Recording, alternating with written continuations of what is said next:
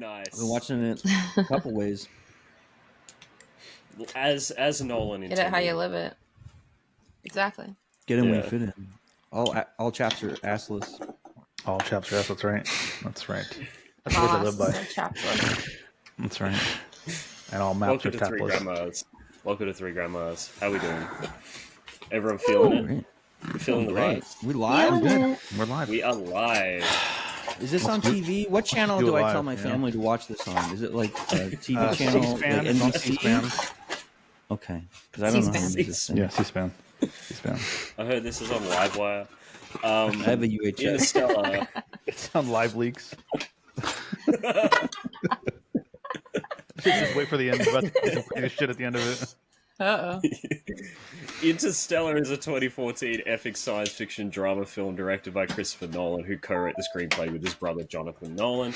It stars Matthew McConaughey, Anne Hathaway, Jessica Chastain, Bill Irwin, Ellen Burstyn, Matt Damon, and Michael Caine. Welcome to the podcast, Michael Caine. Michael Caine. This little raccoon that wandered in. Can any of you do the voice? Can you do the Michael Caine voice? Mr. Wayne, I'm Michael if you Caine. didn't bother you too much, I'd like to go down to the Belfry and look for some more bats, and maybe we can train them to do tricks for you. There's not even That's close, The Brad. diamond, the type of a No. grapefruit. Diamond, Grapefruit. Mr. The Wayne's a size of grapefruit. a tangerine. Tangerine. Tangerine. It's me, Michael Caine. I failed you, Bruce. I failed you. Don't say I'm gonna start crying. Don't cry. Told No, you, Bruce. that's so sad. Do not go. Stay He Gentle. was watching. only 17. He was only 17 years old. Oh boy, here we go. You're not meant to blow the bloody doors off. You're not meant to blow the bloody doors though. Yeah, I can't do it. See, Blow the It's doors like, off. now like when I try to do You're it, keeping your lips it's too closed. Yeah. You need more. You need Blow the more in doors the a throat. Cockney. It's Cockney though, right? He's He's very from- nasal. He's very He's like that. from, In it. In it. I'm from these Well- ends, Mr. Wayne. Welcome to the podcast, SV. Thank Thank you. you. Thank you for Oh, having shit, me we have a here. guest. Hi. If anyone couldn't tell, the movie of the week is. I have no Someone idea. gonna say it? No No, one it's- knows. really watch it. Interstellar. That's right. Love it. Love it. We're talking about Love it. Interstellar. We're talking about Interstellar, which is Christopher Nolan's sci-fi epic. from Directorial 2014. No. Could you No? imagine if I it don't think came so. out Yep. with this? Directorial. That would be crazy. Yeah. That would be From the- crazy. from Different Interstellar, Christopher the Nolan, miniseries? actually. It's a You- totally feature, different right? Christopher Nolan. Yeah, you may remember Different guy. his indie hits, The Dark Knight Rises, Memento, Made on shoestring budgets. yeah, Toy Story. Oh God, what else did he make? He made it all. 2001: Using A local Space Odyssey. volunteers. The local These film guys- theater. There's a lot of film students. Local Filmed theater. in Cincinnati. Yeah, college Yeah. students. Yeah. Filmed in Cincinnati during winter holiday and spring break can't- when school is out. Over the Matthew course of 14 McConaughey. days. Yeah, Matthew McConaughey, who was an actual astronaut at the time, yeah. Yeah. with no acting Crowdsourced experience. script. Right, right. It was a Yeah, lot all of real guerrilla, astronauts. guerrilla All filming. improvised. Real corn, too. All Yeah, real corn. Yeah. Yeah. All the films are Real. 100% improv too. There's no But script. that's an interesting thing, is he actually planted the corn for the film and let it He grow. did. Yeah, yeah. He did. You know, And then I didn't guess find harvested it it. all Yeah. before they burnt He it. extracts DNA from kernels at the laboratory source. He has a whole genetic program for corn kernels that he's fact working about the on. movie, the entire movie, every scene was shot live on set, In live space. in space, In space, yeah. on planet, Yeah. on wave. It's crazy Yeah. that On he location. found a black hole Mhm. that Yeah, all looked just on like he location. Yeah, wanted. Miller's Planet, Yeah, real. yeah. You were asking me what is cinema verite? This is what This cinema is it. verite This is is. literally it. Interstellar. Yeah, it's We a did slice it. of life. We did. It's We're just a here. slice of life. Everyday stuff. We're here. I love it. What are we doing right now? What is this? I don't know, I was free framing like, yeah. I'm trying to support. Let's go. So, Do we want to meet SV? Do we want to meet Saffron and introduce her to Yeah. the community? I've already met her. No, not What's really. your fucking deal? What do you what's do your on deal, here? Zephyr? She's I just don't come know, up. man. She just I come don't up know with what my Talk about your deal is. channels. You mean you got a Yeah, couple it channels was- going, right? You got a couple fucking things popping off. I do. We got. You Mhm. know, my what is it? Twitch.gov. TV. Twitch.tv/svphron. /edu. Twitch.gov/svphron. We got Yeah. twitch.gov/Ghost Monsters Live, where we party and hang out. Let's go Monsters Um, Live. That sounds exciting. That's interesting. I don't hear That's words a like that usually. whole. Yeah, Kill That's a Tanya. whole. Oh man, we got Kill Tanya Yeah. with Naomi. .gov. We got it all, dude. .gov. Yeah. Kill Tanya. .gov. Katanya Hit that us goes, up. right? Which member of Congress approved that? Tell me. I want All to. of them. Of course, it was, unanimous. It's AOC. Oh, No, it was Unanimous vote. It was a AOC, let's unanimous go. decision. Yeah, AOC, Clap thank you, AOC. dude. She loves Kill Clap Tanya. AOC. She's Yeah. a huge, Ted Cruz introduced huge the fan of bill, Kill and Tanya. AOC signed it, ratified it. She loves There's a it. bipartisan lines. Yeah. It's only bipartisan. It's the call only it- thing lately Yeah. that has brought both parties together. They Is call it Cruz Kill Tanya. Ocasio-Cortez Uh-huh. is the name of the bill. Cruz Ocasio-Cortez. I And now they're dating. Did you know those guys are What? dating? Did you know Ted Who? and Alexandria are dating? Ted Cruz and Alexandria Ocasio. I did know that. Yeah. That's They crazy. fell in love. Yeah. And AOC, Yeah. Yeah. I would believe it. And it's all because of Kill Tanya. Don't believe that. That's Yeah. not possible. Yeah. No, that would. Don't say that about beautiful AOC. She would never touch him. Oh my god. Oh Right. man. So I'm sorry. One last thing. I just want to. She did a 2-week stream, 17 right? day 17 subathon. days. Don't What was undersell that it, like? Bragg. Yeah. So the subathon itself was 16 days, and then I felt bad about ending it at like 3 a.m. I was like, Well, you're a everybody quitter, who's yeah. been here won't know. It made me feel like a quitter. Stop. To end it at that time. So we went Out for the back, next full Irish goodbye day. style. I didn't want to do an Irish goodbye for my subathon that fell Nice. out. So we went for the next full day. So we did technically do 17 So I thought you were going to days. go, But like you still be on now. And then, Yeah. the last day I went and I checked and I was like, oh man, she has like a day and 7 hours. And then I get up for work and I go, Oh, let yeah. me see if she's live, say hi, whatever. And then it just says in the corner, subathon's over. I'll be ending it later today. And I was like, wait, you had a day and 7 hours left. I know the timer broke at the end. The Scam. timer broke at the end because everything reset. I had so many technical issues. Oh, I you had so many said it. technical issues. Yeah. Oh, So when God. OBS crashed and OBS is StreamerBot a- crashed, I know it was a lot to maintain. I mean, like how about Ghost technically, Monsters it was a lot Live? to maintain. I broke the whole thing as soon as we went live. As soon as I That's went always live, what the happens. cameras were like Yeah. fucked up, and I'm like, Yeah. "Oh yeah, I got a bunch of alien eggs," and I'm like resizing the photo, and I'm like, "Oh my god, this is like my hair is on fire." What's going on? Yeah. So I was getting embarrassing. anxious because I was like, how is she going to come on here while she's doing her subathon? Like, Don't say That's that. great. She Cause just even more pops in. issues. She just pops up. I no just matter show what. up. Yeah. Yeah. Yeah, she never misses. She's never missed anything that she's gonna said she's gonna be at. like I feel I She's she's show here got up. early. I beats in never the say computer. no. I also never Ready to say go. no. Yeah. Never So say that no. makes it That's She's good. Yeah. She's a Yeah. Team player. That makes it fun. I try to be. Mhm. I try. I for a long while, Interstellar was my favorite film of all time. After I'd seen it, and I want to know why you picked this film, SV. Also one of my favorite films of all time for sure. I also just haven't gotten the chance to like sit down and discuss it with people because I saw it late. It came out, what year was it? 2014, yeah. 2014. I saw it late. I didn't see it until maybe 2019, 2020 or so, like right before the pandemic and everything. So I After watched all it the and I was discussion like, had died down, yeah. exactly. So I had nobody to be like discussing it with. So at first I was like, oh my gosh, what movie am I gonna pick? And then I was like, why would I not do Interstellar? That's what I've been waiting to like subject people to my ideas of that movie. Oh, no. Yeah, I I want to was like, hear ah, him. it's gotta I be. want to hear him. Yeah. It's such a good movie. And I'm currently in school for audiovisual media production because I would love to make movies one day. That would be cool, or at least like cinematography or something like that.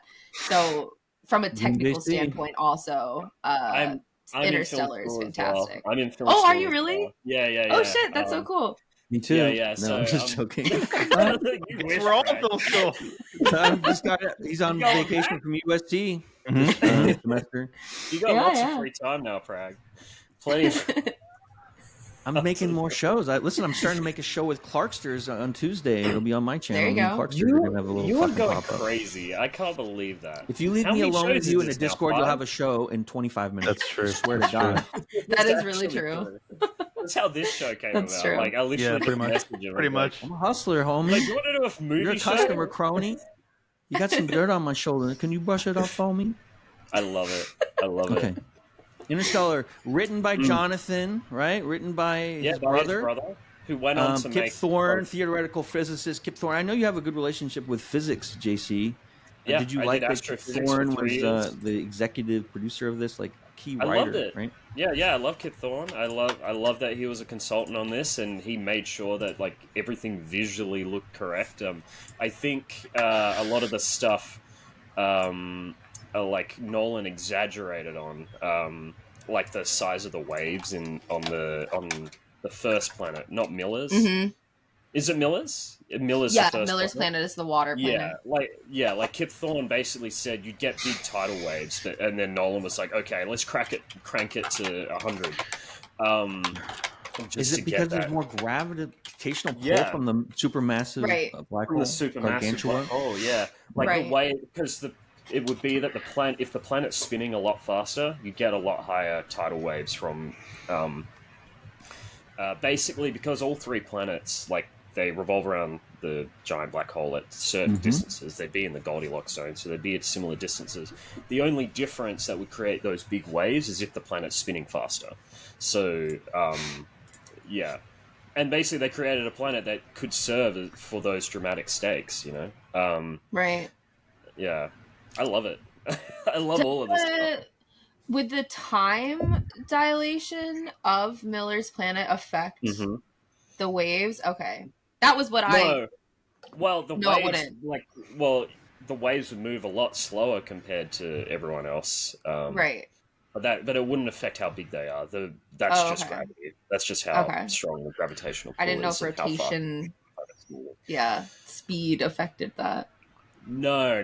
Well, the rotation speed affects it, but the only thing that affects time dilation is the amount of how close it is to the black hole. The black hole itself. Okay. Yeah. Hold on. Putting Yeah. off I serious see. gravitational waves, right? We need Yeah. to take a break real quick. We have our first sub of the channel. What? Is it my? Oh my goodness. It's I'd like to Pythagoras. apologize to Pythagora. whoever. 300. Thank you so much for Pythagora, our sub. 300, and look Thank at you. You're a founder Thank you. now. You have a badge for founder life, badge, a yes. special Thank you. badge. Thank Yeah, you. we have 9 awesome. left. SV, we have 9 That's left. amazing. So That's so exciting. Yeah, sorry. I thank just you want to call so that out real much. quick. Yeah. Gravity. this movie was going to be directed by Gravity. Steven Spielberg. Did you know that? It was going to be directed by Steven Spielberg at first. Yeah. Well, and then is they that optioned true? it out. That's what it says. In 2007, it was originally set to be directed by Steven Spielberg.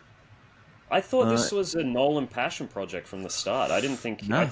Was there a script before this that? I think his brother was writing it with Kip Thorne, and the studio Okay. optioned probably Steven, and Steven was like, And then let's put Nolan some fun took aliens over in and it. took all the Let's credit. put some cute things in it. What if there's a little girl and she misses her dad?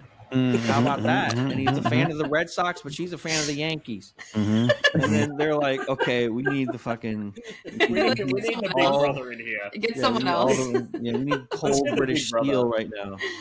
And then the other thing that's cool about the direction of this movie, it's in 35mm Panavision, Yeah, right? I'm glad that Anamorphic format. I'm glad that his brother has now found TV as his format, because he made Westworld now, and Jonathan Nolan made Fallout as well, the new show Fallout, which we've reviewed on the channel. I like Fallout. Not Yeah. crazy about I haven't Westworld. watched that but yet.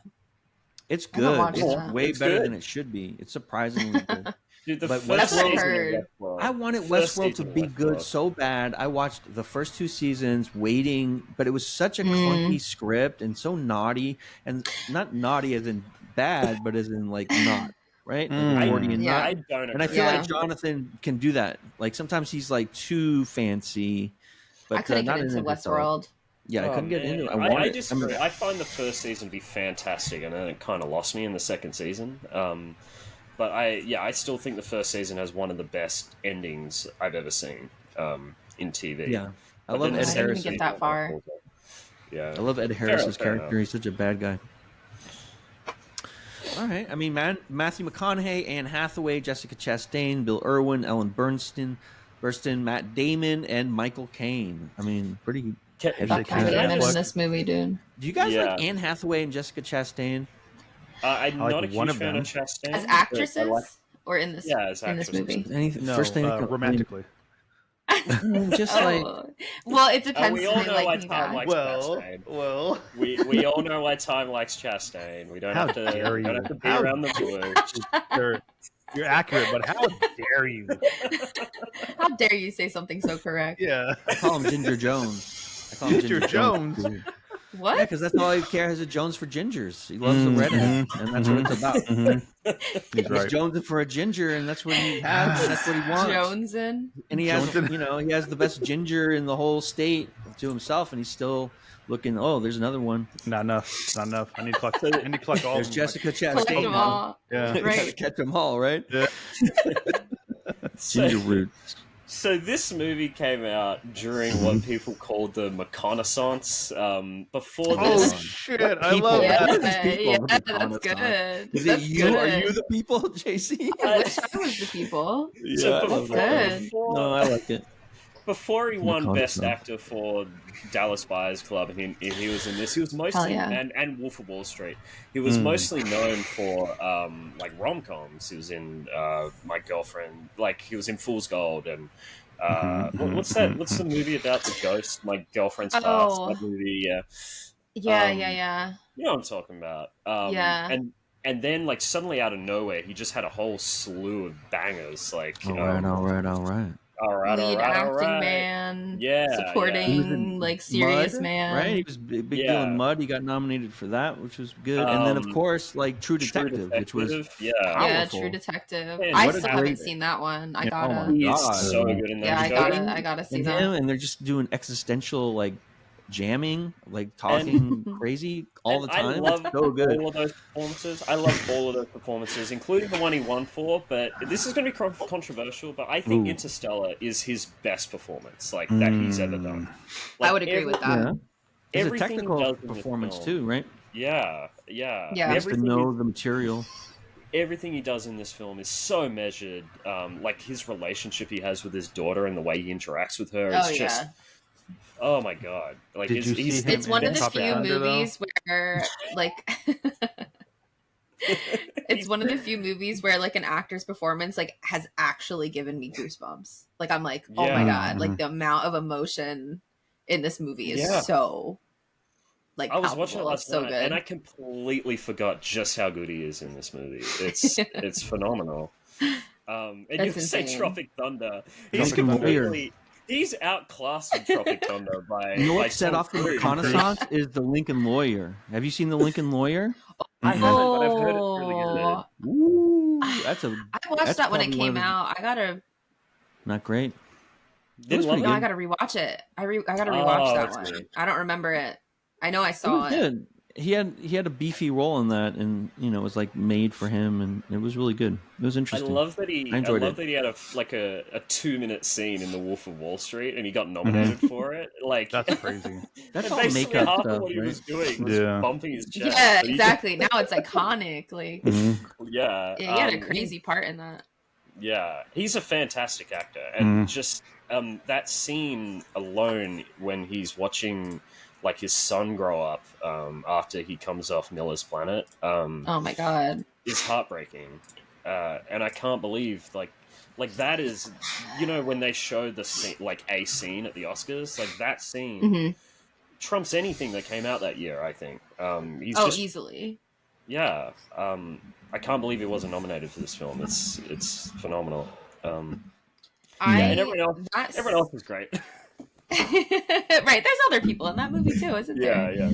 That scene in particular when he is watching those videos from his Mhm. kids It's after sad. Miller's Planet. Every time I have seen this movie probably 7 or 8 times now because we watched it the other day. I've seen it maybe 7 or 8 times.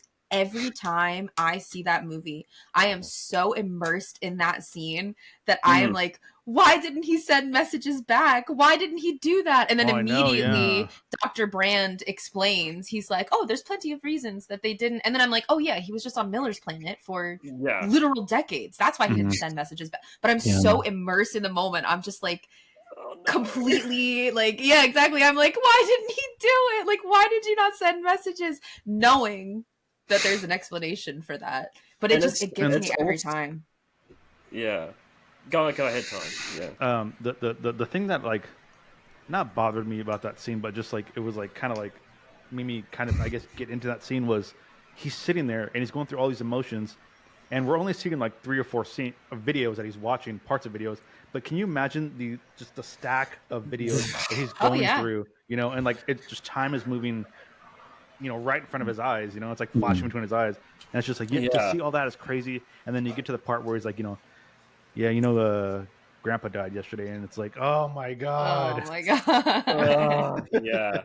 And I think and Casey Affleck, who's not in this a lot, but he's a great actor. And the way he plays, like he's just like so dejected and like monotone. Oh yeah, that makes it so much more heartbreaking because obviously on the other end, it's only been like an hour since he's seen his son.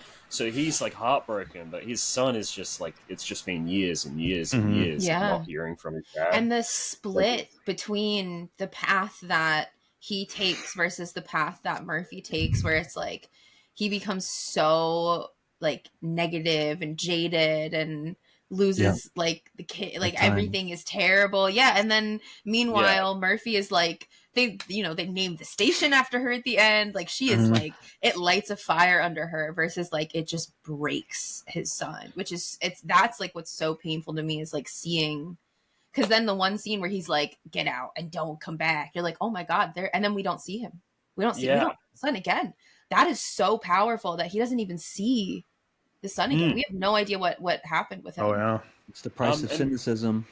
Pythagorean made a great point. This is Timothy Chalamet's first big role as well. Yeah. Before he made it big. I wish it was his last. I really do. Get out of here. You're just jealous because Timothy gets all the gingy. You're just jealous. I don't think I've ever seen more of an overrated actor. Dude, Timothy made Skinny Boy sexy. Like, I gotta respect him for that. Right. He did do a lot. Whatever. He held us up. I love it. Are you putting yourself in the Skinny Boy Timothy Chalamet gang? Dude, if you claiming that? Are you claiming that for yourself? If you saw videos of me in my first year of uni when I was eating 2-minute noodles every day, my prime. Oh my god! Any jeans, JC? I would literally get called Twink every day. I tell you what, it was. Well, you got to pay for that usually. It was good bad. for you. Congratulations. Why did you say that like I was like a badge of honor? Did they say like badge of honor? What's up, Twink? Like what's the concept concept? called a Twink? So much. I have no idea. Like, in your books at the bookstore. Okay. Dude, if you look up the Urban Dictionary definition of twink, it says handsome. I'm taking. Can you try to put on some of the pants that you wore at that time right now on stream so we can all watch? No, I'm not doing that. Okay, twink. But yeah, and he's great in this film as well. I think for the small amount he's in, I love the. What about the flat tire? Great. See, even Time thought he was great. That was funny. Even Time. It was. It was good. Yeah. And then it's interesting that the beginning of the film, it's the deal is it's blights and dust storms, right? The planet's like failing. And it's a post-truth society. Yes. Now, what does that mean, JC? What is a post-truth society? Where we start changing. Like the teachers tell Murph, for example, that the Apollo missions were fabricated. Were not fabricated. Oh my gosh. Yeah, that was so crazy. Yeah. I loved that. Wait, what? Am I watching an actual movie? Wait, what? Right? But it's kind of prophetic, isn't it? Because we are in a post-truth society now. You know, fake news. But we are. climate change isn't real. It's called both sidism. It's Like, oh, we have to teach both sides of the issue, even though one side is crazy. Listen, we got to hear everyone out. Right? That's what a post-truth society is. It's just like you're elevating non-facts to the level of facts, and basically then everyone just decides what they feel instead of having what's convenient, a grounding. to fit what's convenient, instead of being pragmatic and actually finding the root of a problem, like getting off this planet at this point in time. Like, we don't need to get off the planet now. Fuck you, Elon Musk. But now, but in this movie, they need to. Like, it's a necessity. Yeah. Yeah, I think it's a necessity in this film, and no one wants to do it. They got their head in the sand. They think this is the only option is to just lie about. And then I love that the secret message was dust patterns in Murph's room, right? And that led them to the secret and Morse base. code. And Morse code. That's just like every schizophrenic in the movie theater was like, "Yep, that's what I'm telling you, everybody. There's secret messages in my room too, bro. We're gonna find the base, and you're all gonna appreciate it." Though I liked it because it started off because the what is the brother's name again? I can't remember. It's so forgettable, and I hate that. Little Willie. Let's just call him Little Willie. Little Willie. No, I'm not calling him Little Willie. Little Timothy Chalamet. His name's Tom. Tom. It is Tom. You're right. Tim He was making fun of Murphy for being like, "There's no such thing as ghosts," and so then Coop was like, "Oh, if you think it's a ghost, like use the scientific method, like rule everything else." Like I loved that. That's an amazing dad. That's a very cool environment to grow up in. So it makes sense when you see Murphy's development. You're like, well, no wonder she has like a mind like that, because her dad was fostering that. Literally, she's talking about, I have a ghost in my room. He's like, if that's what you think, show me. Show your work. Test the hypothesis. I love that. I love that. I love to test the hypothesis. But I also love that there's like kind of this conflict with him, because it isn't enough. Like she presents him with the Morse code that says "stay" in the notebook, but it isn't enough for him to stay. Like, it just isn't enough. It's so good. Like, all of it, just everything, it's all of so the stakes. When you guys first watched this film, did you guys predict the ending? I want to know. Predict the ending? I did not. I mean, that's like a long at least predict that the ghost was him. No, I did not. No. I think they did a good way of distracting people from casual detective work. Like, if you're in the audience, you don't want the member of the audience to be like trying to undo your plot and try to figure out how you fucked up and what the slip is, and so they can see the ending. And I think they're conscious of that, and obviously a very professional screenwriter knows ways to distract people and have red herrings and just like get sidetracked, and they stop thinking about what they were trying to solve, and then so it's a surprise at the end, and then that's what they want. They want to be surprised. Yeah, I think it was. Oh, go on. Sorry, go on. I think I probably could have figured it out if there was one line that they didn't say, and it was basically like, "Oh yeah, time goes forward; it doesn't go backwards." You know, because like, if it goes backwards, oh shit, he can go back and warn himself, whatever. But once that hit, I was like, okay, so it's just that's it, whatever. Yeah. Right. But rewatching it. Sorry, go SV. No, I was just gonna say really quick. You're next. Raise my hand in order. What I was gonna say. This is a movie you want to discuss. I know. That's why I'm like jumping in everything. What threw me off? Like, I feel like if this part hadn't been included, then I probably could have worked it out. But what totally threw me off was the Tesseract. That was like what you said, like distracting people. I think that was the perfect distraction, because then you're like, oh shit, like there's a whole outside force. Yeah, they're like, they brought us to the Tesseract. What Tar says, like they brought us here to do whatever, to manipulate whatever. That was when I was like, oh, like there's like a whole other force. Like they chose Coop to be the one, and then it gets to. He's like, they didn't choose me, they chose her. And then he was like, in the very beginning, he even foreshadows it, because he's like, who's they? And Dr. Brand has no answer for that, because it turns out there is no they. It's just time and space in a like material dimension. Like the Tesseract was what absolutely four-dimensional threw me off, 'cause it was hypercube. like exactly. I was like, there's no rules in the 4-dimensional hypercube, dude. Like anything could happen at this point. But they do explain who they is. They do explain who they is. They say that they is the human race that has evolved past 3 dimensions. So because they succeeded in their mission. Like it's like so once it was that the Tesseract part is honestly, I think the highlights of that movie for me is Miller's Planet and the Tesseract, because the Tesseract part was just so like plot shifting, and then it like gets right back where you're like, okay, it was him. Like it was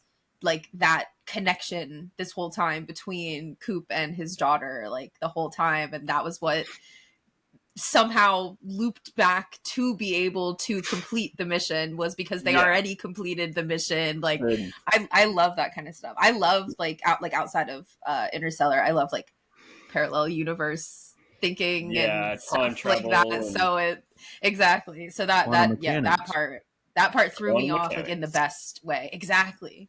This movie made me wish I could understand quantum mechanics JC studied astrophysics, right? That's so cool. Mechanics is very complicated. It's very, very complicated. I've tried on my own, and it's beyond me for sure. Yeah. Because it throws away like basically everything that's huge. Like if you look at everything that's huge, it all makes sense, like the way that gravity works and everything. But then you start zooming into the minuscule, and it completely flips. It's like the exact opposite of what you think. That's so cool. And like there's no way, at least unless you, like they say, were able to get data from a black hole. There's no way to reconcile quantum mechanics with gravity or special relativity, because they just don't. They don't fit. It just doesn't fit. Yeah. It's so cool. It's so cool. So, I've watched this quite a few times. So the first time I watched this, it was my favorite movie I've ever seen. Since I've seen it, I've had a few little things that I kind of don't buy. And I just want to know what everyone thinks about the whole thesis that love is a tangible, like measurable force, like time and distance. Like I want to know what everyone thinks of that, because that's what this film has to posit. Basically. I think if they really wanted to reinforce that, it should have been represented somehow in the Tesseract. I feel like it was implied when he was there, because it was the fact that was the moment, like the moment that he was seeing was from the bookshelf perspective of Murphy's room. Like that was everything. So it's like implied in my opinion, but I feel like unless you really he completely says it in the said that thing. It's not just implied that he says it, but the itself, I didn't see that it was a thing. So I agree with you. I think that was a little. They had no other real love story in it, so I feel like they just kind of like threw it out there. I mean, there could be like a genetic tie, like the ties that bind might be genetic, and that could be related to physics in some way. I mean, and then because you don't know, the problem is like most of the matter in the universe is dark matter and dark energy, right? And we don't know what that is at all. But I mean, it's more likely that people have strong social bonds with other mammals because of evolutionary processes, and it allows like animals who are soft-skinned and warm-blooded to survive. Yeah. So you have to live in a group, so that's why we love one another, and it's genetic. This movie even pushes against that. Like when Dr. Brand is talking to they're trying to decide which planet to go to, and she's trying to make her case that love is drawing her across the universe to Edmund. And he says, well, love can be evolutionarily useful. It can be, we find utility in caring for each other. And then she says, where's utility? Yeah, where's utility in loving people who've died? There's none, really. And he's like, no, there isn't. It's a message to the other living humanoids that you're not going to you're not just doing it because it's cynical and you're doing it for now, because if you that's a good argument you can make, but the movie doesn't make that argument. Well, they should have put me in the movie. the movie accepts that there's no utility. There's no utility in. I know they end the scene on that line, and I'm like, I don't think that's the end of the scene. But... Well, no, there should be more to that conversation. But they had an impasse, and he had the power in the situation, so they decide to go to Dr. Man's planet. Absolutely. Yeah.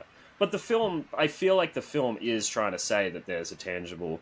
But I feel like they could have been more subtle about it. I don't like that at the end. Yeah. He basically just says it and goes, yeah, love is a real thing, Tars. Love is a tangible thing we can measure. They had to put soul in it somehow. Yeah, I feel like they could have been more subtle about it. And like Wall-E did a great job of putting heart into apocalyptic future dystopia science fiction movie. Like Wall-E had a lot of heart, right?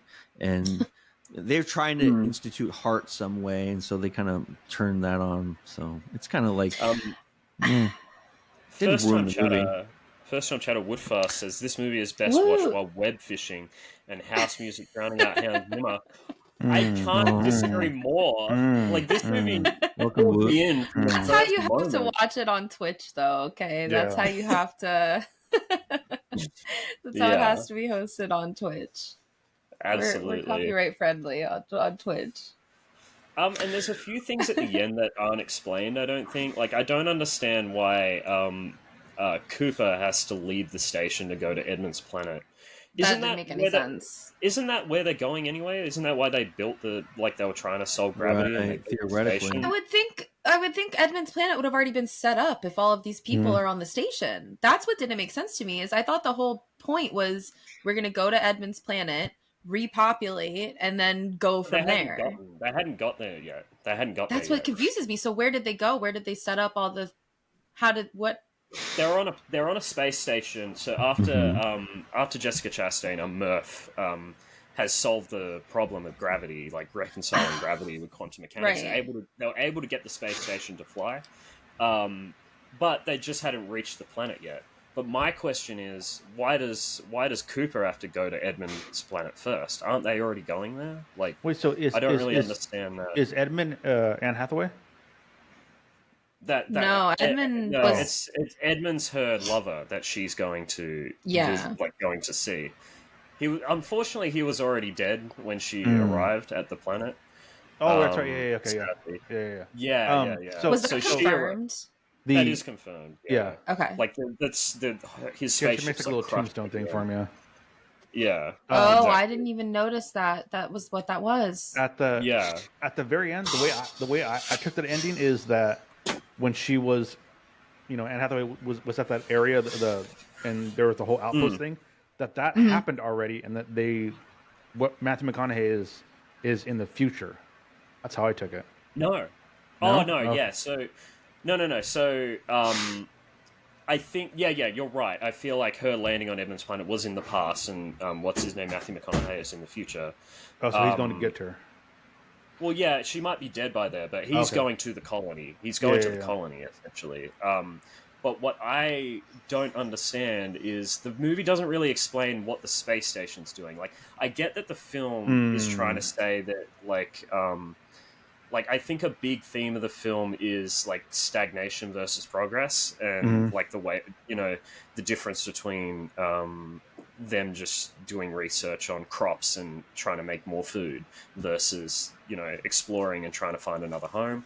Obviously, because NASA's secret, like, Nolan clearly prefers the progressive method. And I feel like the ending is trying to say the same thing, like Murph is telling him, go out there and find Edmund's planet, like this is the next step. Yeah, this is the next step for humanity. But they don't explain that where the station's going. Like I don't understand how that's an indictment of this. Like I feel like what they're trying to say is the station is stagnant and he's trying to push forward. But the station's already going.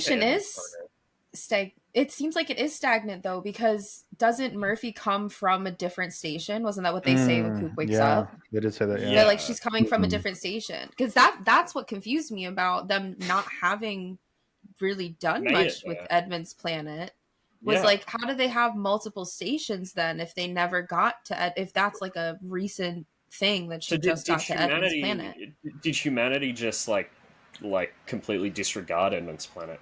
Or that's what I'm saying. Like, was that not a piece anymore once she found out the gravity thing? Because it's like, so how many people were left? How many stations? I just realized they make a point that they can't send data back through the wormhole, right? Mm-hmm, so they might not know that Edmund's planet is habitable. Like, they have no idea. So they've just built the stations and just left the planet, and they're just chilling. But they knew she reached. They knew she reached it. Because Coop was the only one. Cooper knew it, but not. No, because doesn't Murphy tell him to go to her on Edmund's planet? Yeah, Tesseract, its purpose fulfilled, collapses and ejects Cooper and Tars. Cooper wakes up on a food station orbiting Saturn. He reunites with Murph, and now on her deathbed, it tells him to seek out Brand, Cooper, and Tars, take a spacecraft to rejoin Brand and Case, who are setting up the human colony on Edmund's habitable planet. So what do you mean? Because how did they know? If they can't send data back through the wormhole, how did Murph know? Maybe then it's supposed to be implied that they can send data back. But then why didn't they go? Why didn't they go? That's my question. Maybe because she was taking care of it. Yeah, because of the power of love. They knew that her love would help her succeed. But she had more than enough love. I think because there's a lot of confusion there, I feel like that's a little bit of an issue with the script. But like it doesn't make the film like terrible or anything. It's just, like, I don't think it takes away, but it's like a discussion. Yeah. It's just a few hang-ups I have with the film. It's not the tightest script, I don't think, of all time. That's what I mean. That's fair. I love that Matt Damon lured those other astronauts there to try to escape the planet. That was so funny, bro. That was so insane. That was a little too on. Okay, first of all, I'm gonna be really honest, because this is one of my like pet peeves in certain movies and books and games and stuff. But like the names that are so on the nose. His name was Dr. Hugh Mann. His first name was Hugh. His name was Dr. Hugh Mann. Yes. Yeah. Hugh Mann. It's Dr. Hugh Mann. He's supposed to be a foil to society as a whole. And I hate that because he's just a scrambly little rat boy. He's just a little weasel who's doing literally the worst things he can possibly do to get his way. And it was just too on the nose. No, it just had a psychiatric make it a little bit more allegorical, dude. Yeah, but they didn't have to name him human. You know, like you're shipwrecked on an island and you get like you spend too much time alone for years. Absolutely, and and he's like, and he's like, the second I love that he's like fighting. He's like, I'm sorry. And he like tries to strangle them. I know. He's like, I can't watch this. Like, you fucking monster, dude. What's interesting is when they released this film, no one knew that Matt Damon was in the film. Like, there was no marketing of, like, he wasn't in any of the cast lists when this came out.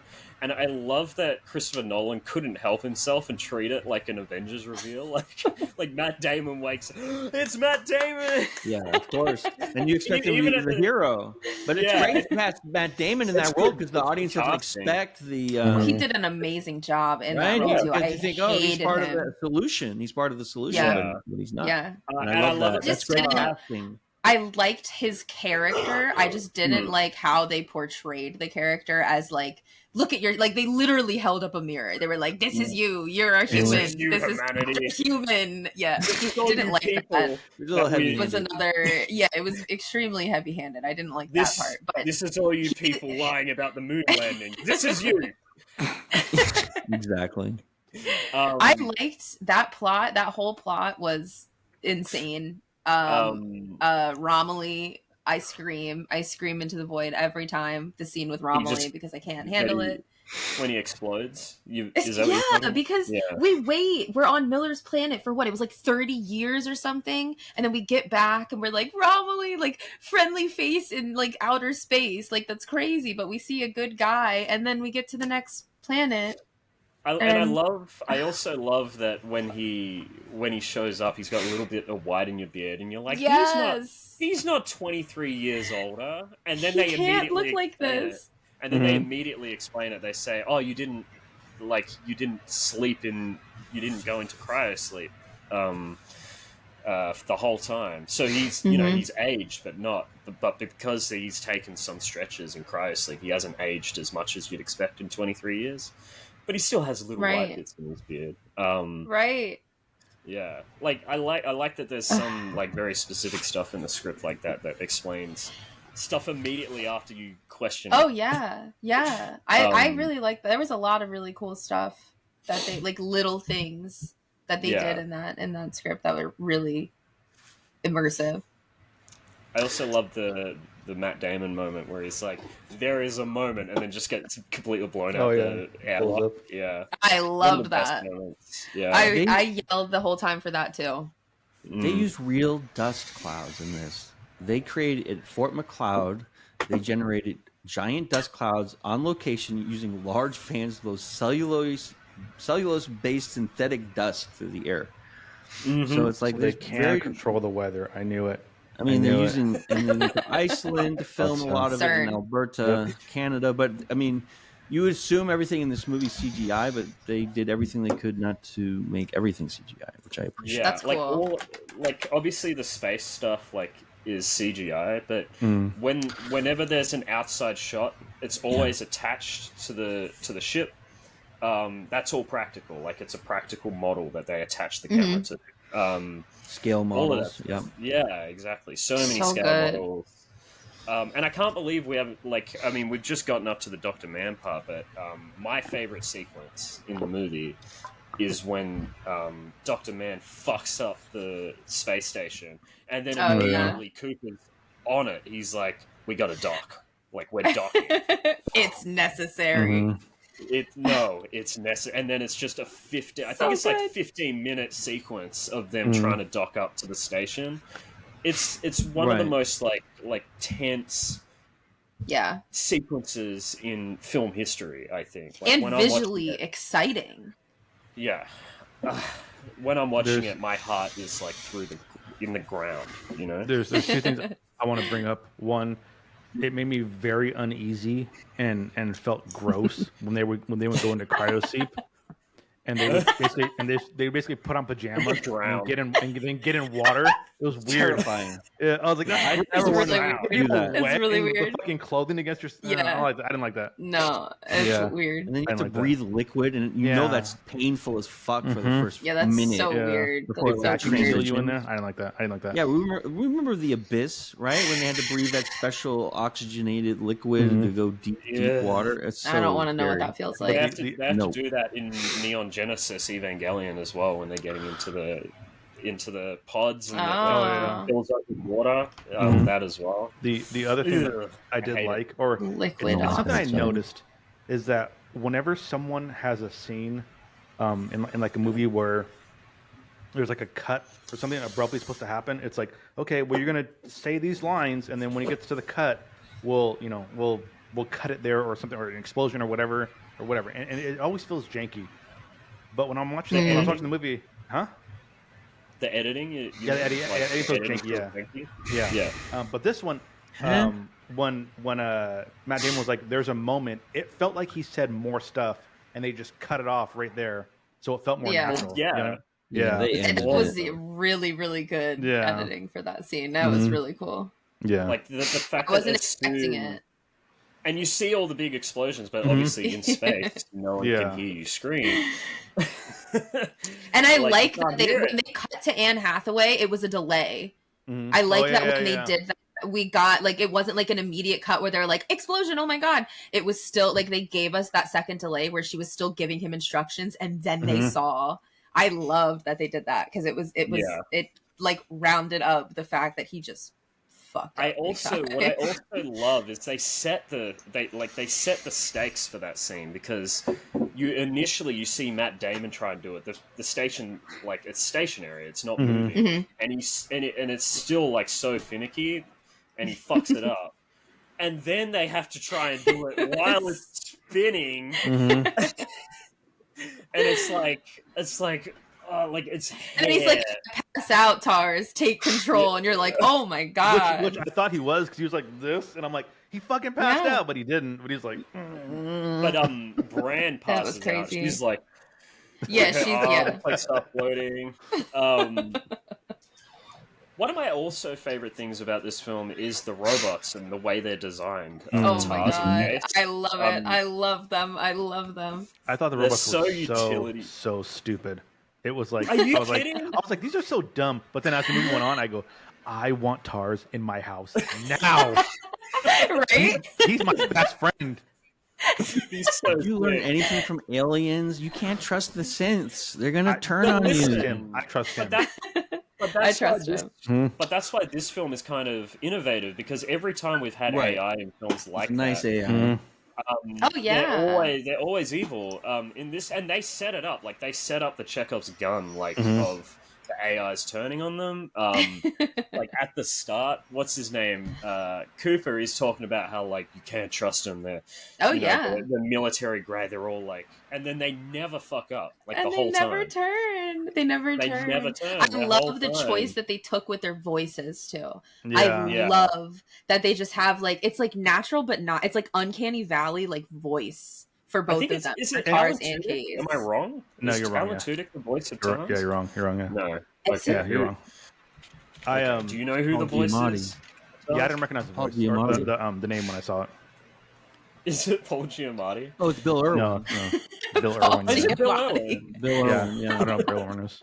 This is the Paul Giamatti. Bill podcast. Irwin is a goated stage actor, and he performs as a clown in theaters all over the world.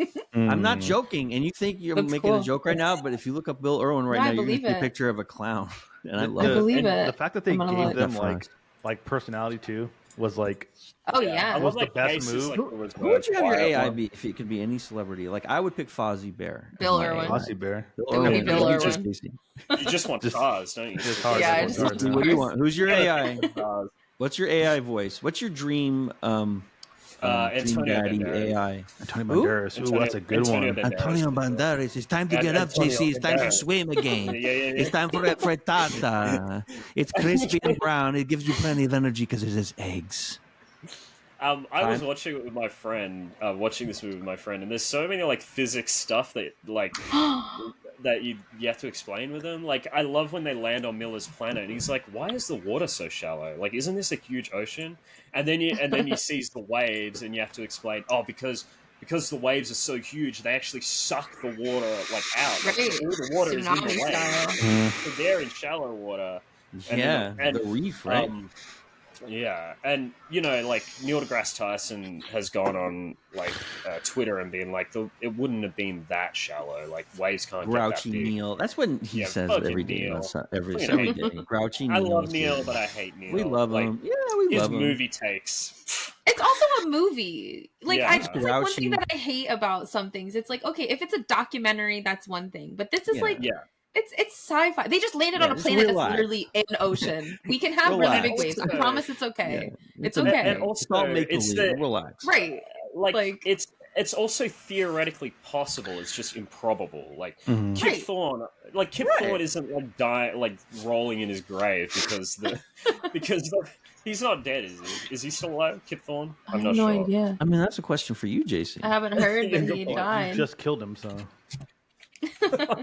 Also, I just want to take a moment to say that Oh, he's Bill very Irwin boring, voices Mr. Noodle from Elmo's World. Oh, He fantastic! voices Mr. Noodle from Elmo's Sometime, World. you want to apologize to Mr. Irwin because you don't know who he is? I don't know who he is. I still don't know. I don't know Mr. He's That's Noodle okay. either. from But Interstellar. he's Tars accept and your Mr. apology. Noodle. I loved when Coop was it's the first time they all go in cryo sleep and Christ, yeah. and fucking Coop goes up to Tars and he's like, "Hey, so I think it's crazy." So then he goes, "Why are you whispering?" They can't hear you. Why are you whispering to me? And he's like, "Oh yeah." And he just says That's really it properly. funny. Yeah, there's so many good moments like that.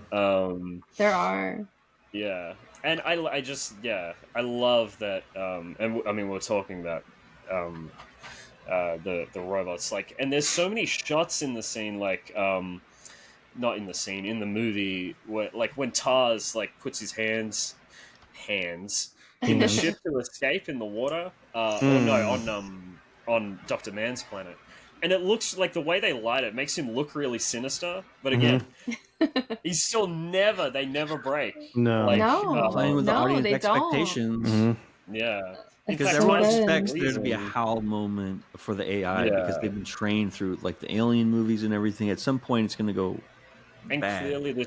Clearly, this film is like visually taking from Kubrick. Like, there's moments when well, how could you not, right? Through the black hole, and there's like the light show that Kubrick did in 2001. It's great. I love. I'm kind of surprised there was no like homage scene where the monkey bone gets thrown in the air, like something gets thrown or something. I'm surprised there wasn't any scene like that. Monolith. Yeah. No. Yeah. It's good. It's good.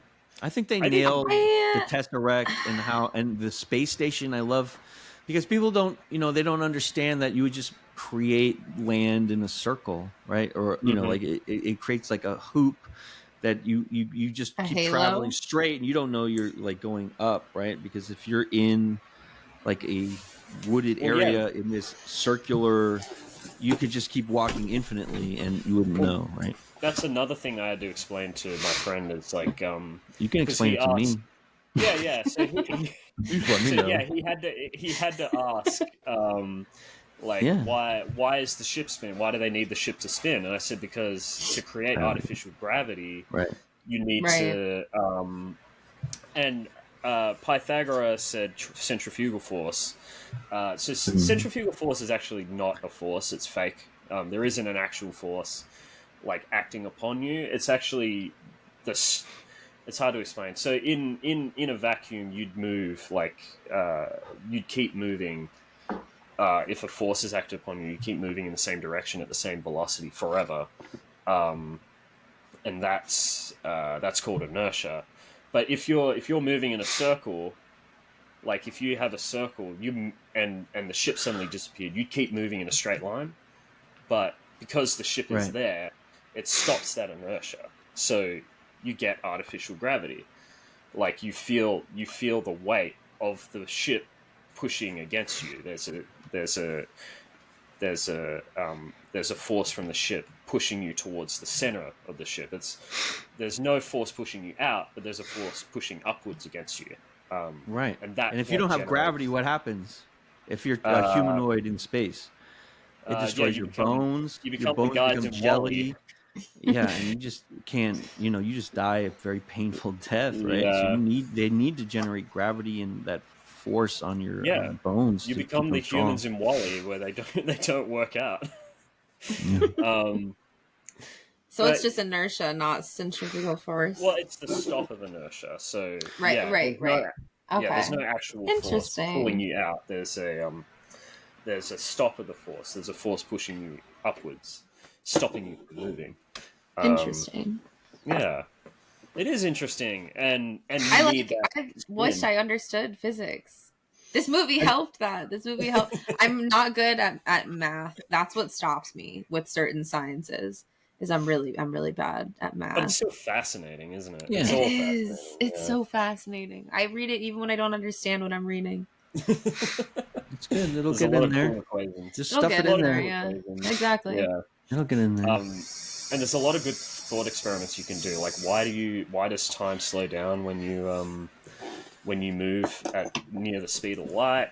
It's got to do with how fast light travels and how fast information can reach you. Speed of light. When you're moving at that speed. I haven't. So I did. General relativity is very difficult to explain. Like, why does time slow down when you get to a really strong force of gravity? And it's because gravity bends light. Yeah. The reason is gravity bends light. Space is a fabric, right? It's not. There's no such thing as time. There's no thing as space. It's time space. Because time is basically mitigated by how quickly information can get to you, and the quickest information can get to you is via light. Because light is the fastest anything can go. Yeah, and you can't go faster than that. And that's why we don't see aliens everywhere every day, because unless there's wormholes, which is the alternating theory. So because gravity bends light, it makes the path that light travels a lot longer, and that's why time slows down, because the information takes a longer time to reach you. Ooh, you know what's a good one? The twin paradox. I love the twin Right? paradox. What is this You want to one? explain What's that that? one? Please. So basically what happens is, if you have two twins on Earth, one of them stays on Earth and the other one flies off into the universe in a ship that travels like near the speed of light, their time slows down compared to the person on Earth. So that the person on Earth's time, and they actually talk about the twin paradox in this film when he's talking about the Watchers with his daughter. It's the exact same principle. So his time slows down.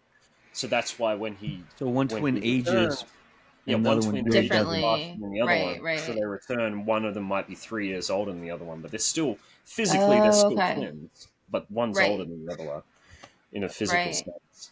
And that's why when when Cooper returns to Mirth, she's now older than him, because She's his way time, older. yeah, right? because his And so, time like an slowed down. astronaut would be the same thing for, if we sent humans light years away at the speed of light, or near as close as possible. When they got back, time would not have changed.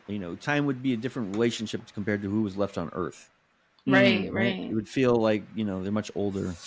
Yeah, and another paradox that this film touches on is the bootstrap paradox as well. Have you guys heard of the bootstrap paradox? Oh, I have. Yeah. Wait, I'm thinking. I like I said, I read these things and I don't know what everything means, but I know for sure I've heard of the bootstrap paradox before. A good way to explain the bootstrap paradox is, imagine you get a time machine. Like, say you've studied Shakespeare all your life. Like, you've studied Shakespeare, you can memorize all of his plays by heart. All right, and then you get a time machine and you go back to his time period because you're such a huge fan of Shakespeare. And then you get there and you realize, oh shit, Shakespeare doesn't exist. Where's Shakespeare? I don't know where he is. And then, because Shakespeare doesn't exist, you're like, well, I need to put these works out that I know. And then you write all of Shakespeare's plays. Shakespeare. You essentially become Shakespeare. Oh. The question of the bootstrap paradox is, where did the plays come from? Because you learnt them from Shakespeare, but then you went and then you...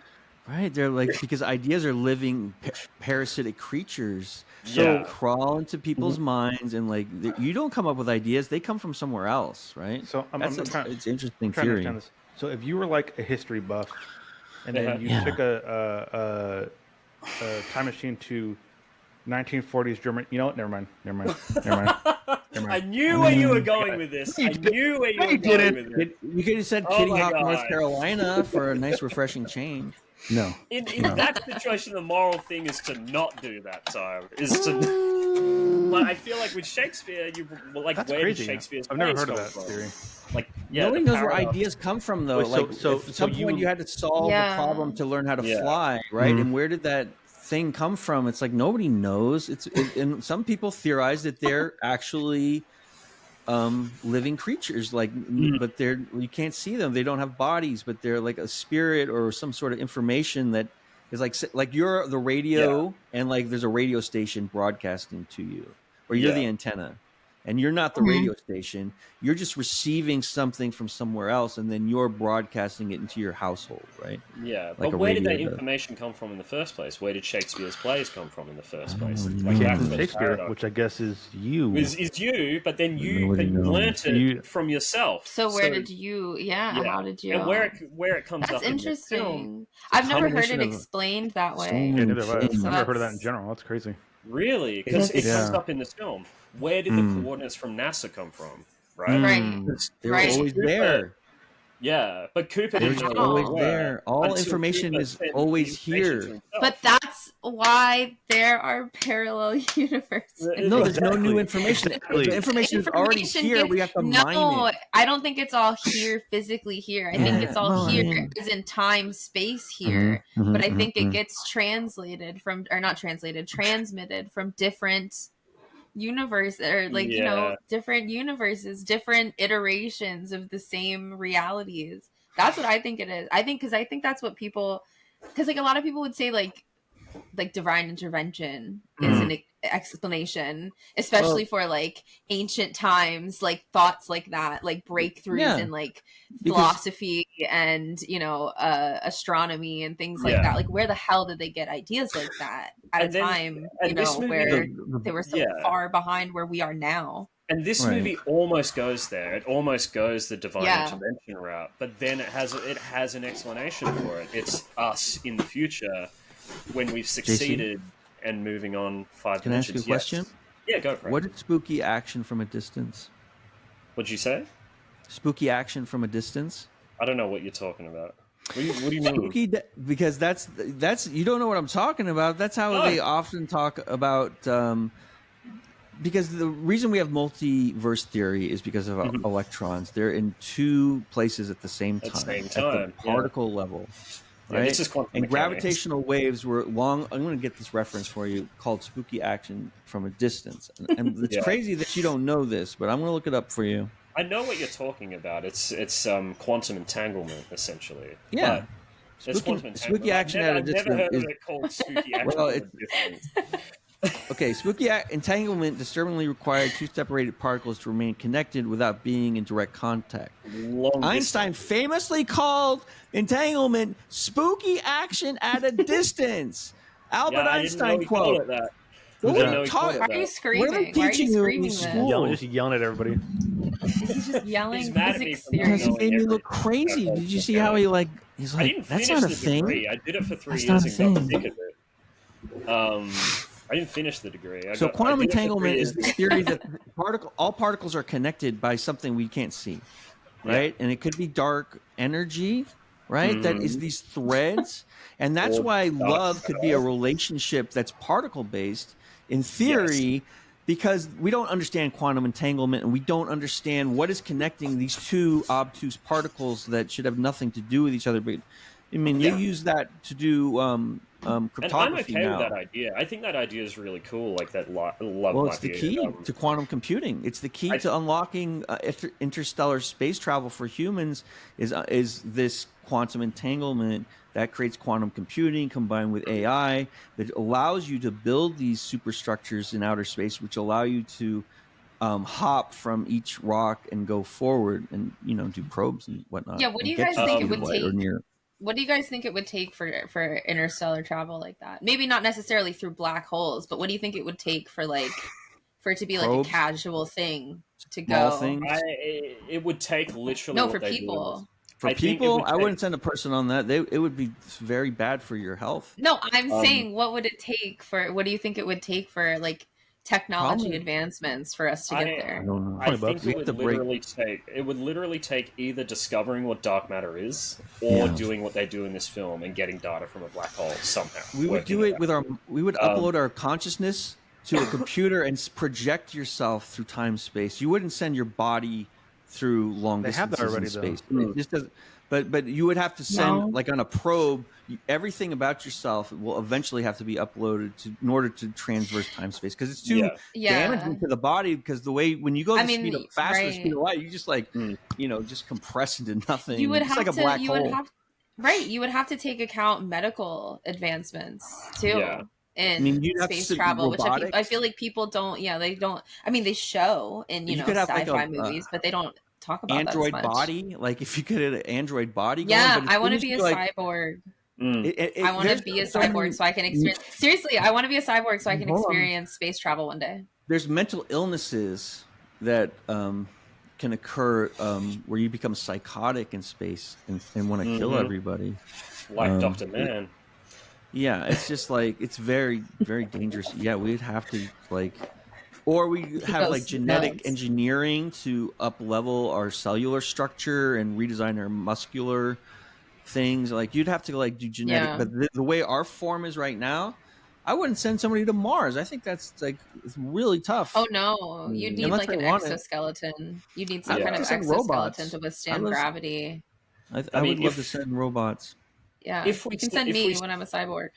If we survive climate change or nuclear war, I think it'd take tens of thousands of years before we'd be able to do it. unfortunately. Really? Yeah, I I think feel it'll like take that long. Yeah, but you never know. There we could be like, literally have to listen, there go was into a black hole. fusion energy breakthrough in the last 5 years, right? We didn't know how to do fusion energy, and you never know where these breakthroughs come because I feel ideas like- are living Exactly. things. These But I ideas feel are like already it's exist. incremental. The I feel knowledge like is these are already really available. We incremental. just have to tap into it. We just haven't Like- seen the Yeah, solution. here's the thing. I feel like you're talking about like cracking fusion energy and splitting the atom and stuff like that. I feel like these are incremental compared to reconciling quantum mechanics and gravity. I agree. Like, It's very hard. It's that. You need a like, the major difference breakthrough, between like that some thing. major breakthroughs, like The totally reason new ways of why- thinking. But dark matter is very promising, and the reason why we know dark matter and dark energy exists. So dark matter, the reason why we know dark matter exists is because we've looked at. We know how much visible matter is in the universe. Like we can calculate it. We know how much is there. But we've looked at like through telescopes. We've looked at galaxies, and we know how much mass they should have. Yet they spin faster than they should based on that mass. Which means Right. there must be matter in those galaxies, in our That we galaxy, can't see. that we can't affecting. see. We can't Yeah. perceive. That's right. That's so cool. That's Isn't so that awesome? cool. And It's the other so thing- cool. And we also know how much matter is in the universe, and we know how fast the universe is expanding. Like, we know those two things, all right? Scary. But We know the a lot universe- for a species of humanoids. Really, we For know a a little lot. bug. It's We know a lot really for some amazing how bugs on the fast planet. humans Let me- evolve. Let me get Yeah. to the punchline. Yeah. I'm sorry, But- Jason. But the universe is expanding faster than the amount of mass or the amount of energy that's in the universe. So there must be dark energy causing the universe to expand faster. Crazy. Basically, with the amount of mass we'd have, we'd expect there to be like a pretty even number of stars and galaxies moving away from us and towards us. But when we look at stars, nearly every single 99% of stars, galaxies are moving away from us, which means there has to be an Scary. energy causing that, which is scary. It's scary. Really scary. Cosmological inflation really is scary. not accounted for. Exactly. Listen, quark space we don't understand. We don't understand what's smaller than certain things at this point. We still don't know. We do know the smallest length we can have, which is Planck length, which is the smallest amount of energy that, like, it's the smallest amount that something can mathematically possible. Mathematically possible, like based on. And most of the stuff is all done through That's mathematical. insane. I don't want to think deduction. about that.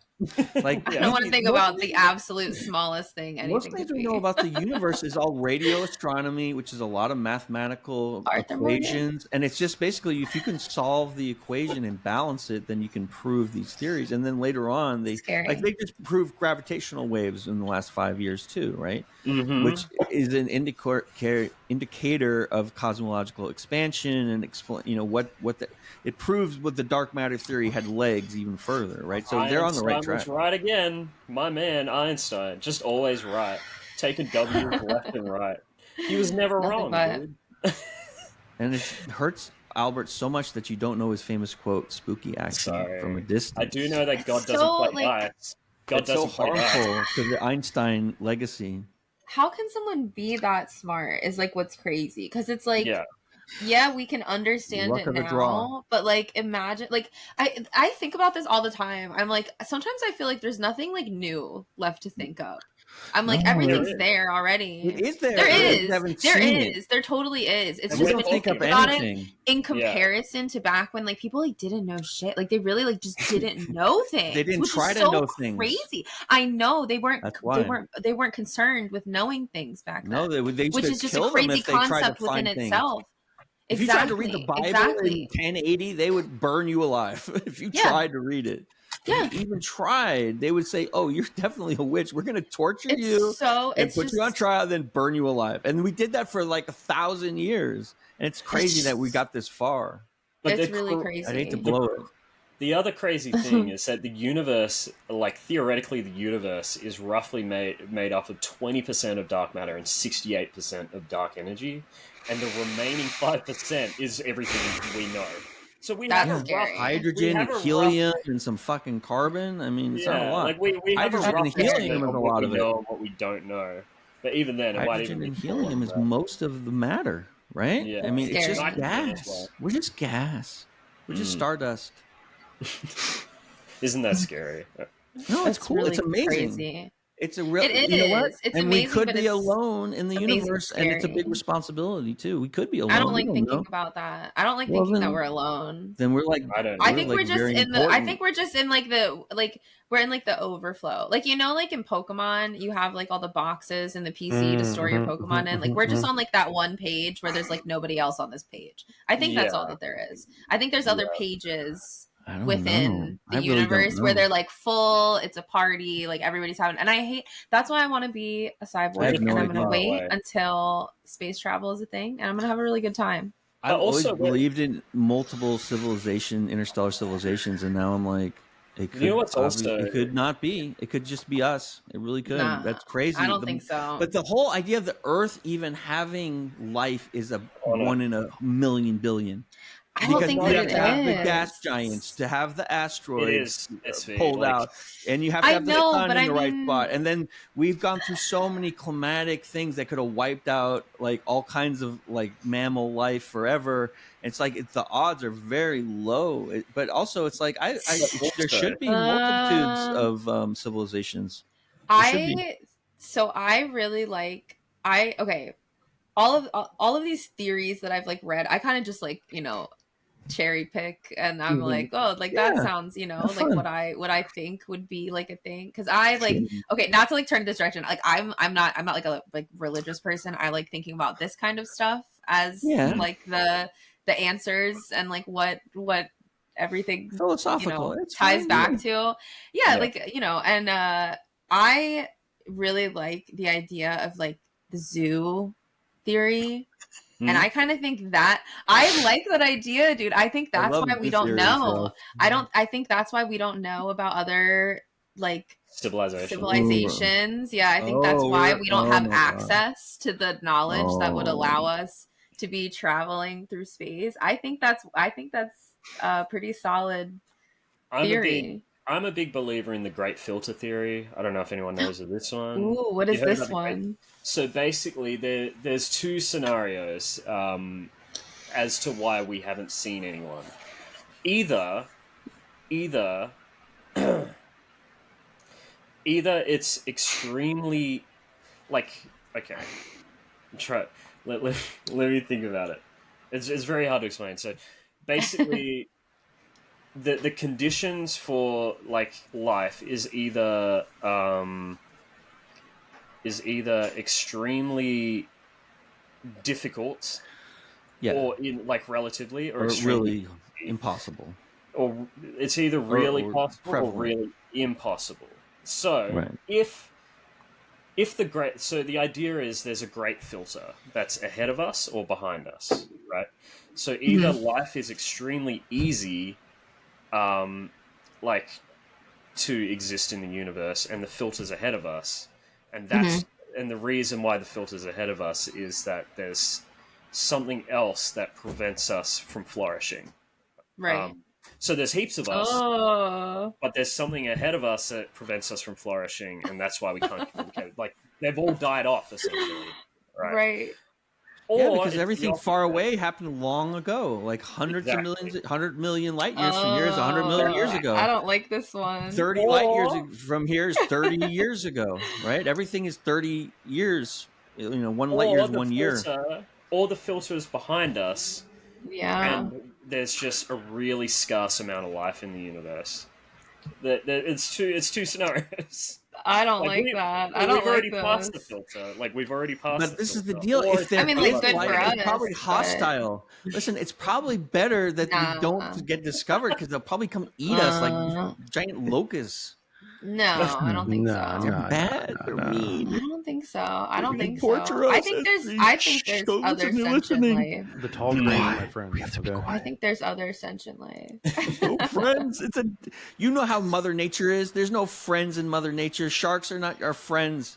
All right, they find us. They consume us. They need energy. That's all the universe cares about. Just be quiet. Maybe they The don't other see thing us. that really like proved just how unlikely we are, like Earth is the fact like you look at our solar system. How many planets in our solar system, SV? Do you know? Don't do this. Jason. I well, want to well, say 8. Terrible. There's 8. Yes, There's there's 9. Yeah, 8. you Nope, there's nailed 9. it. There's 9. Yeah, There's yeah. 9. There's 8.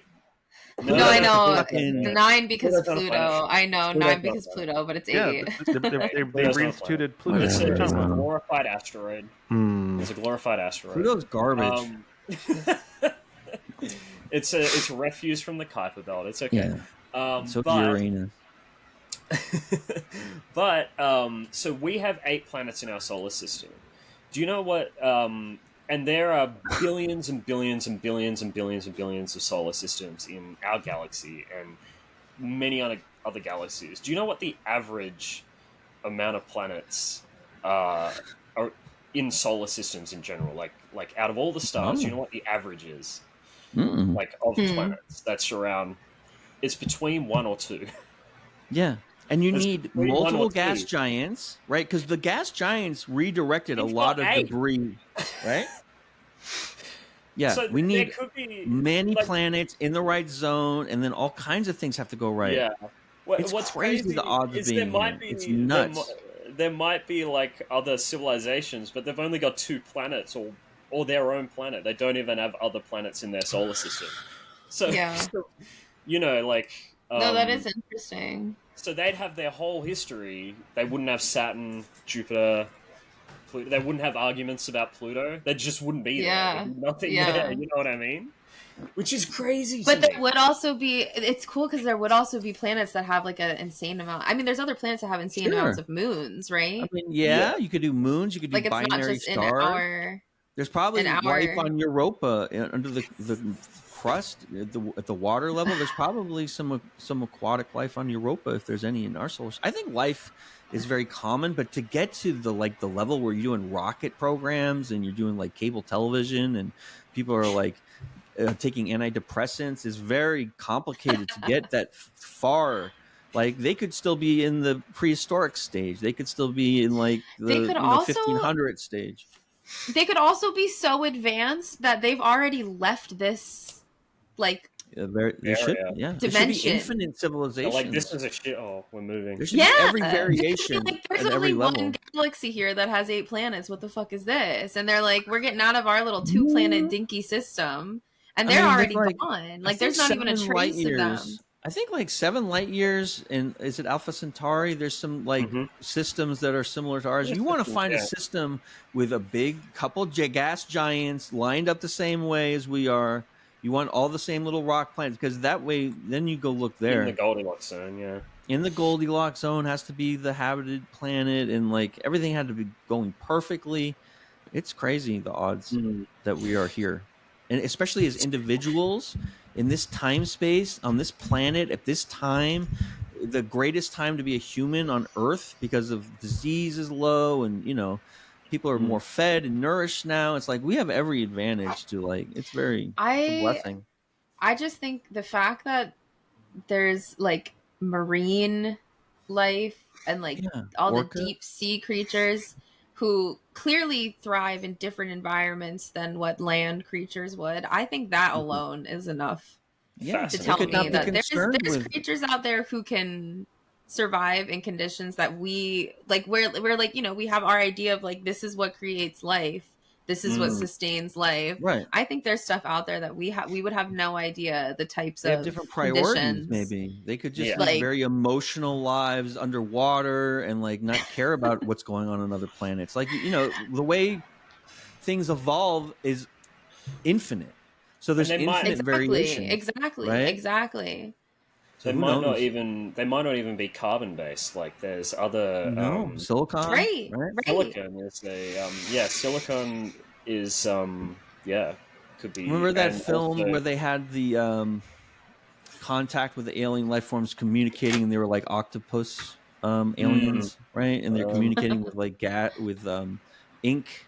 Orbs and whatever. Arrival. Yeah, that's a great explanation of and they can communicate through time as well with their language. Yeah, it's they're not gonna be speaking English. And also, like, we drink water, like, basically all cell reproduction, everything that started came from water. I mean, it's more likely they're solvent. insectoids or, something like that. It's more prevalent to have, like, variations of that occur because there's so many species of insects. Exoskeletons. Yeah, I mean, exoskeletons are the way, dude. There's other solvents as well, like liquid ethane is a solvent that could be viable for life as well.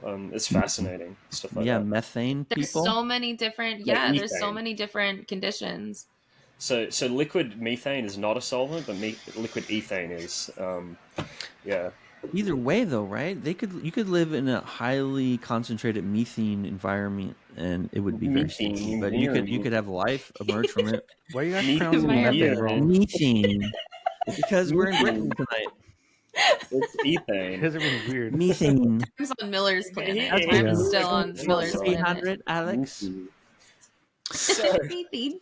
So I'm open to the possibility, but also people have to be open to the possibility there aren't other civilizations. It's like 50-50. No, I'm not open to that idea. I wouldn't be surprised either I'm way. very open-minded to a point, and then I'm closed-minded. I close that shit right back up.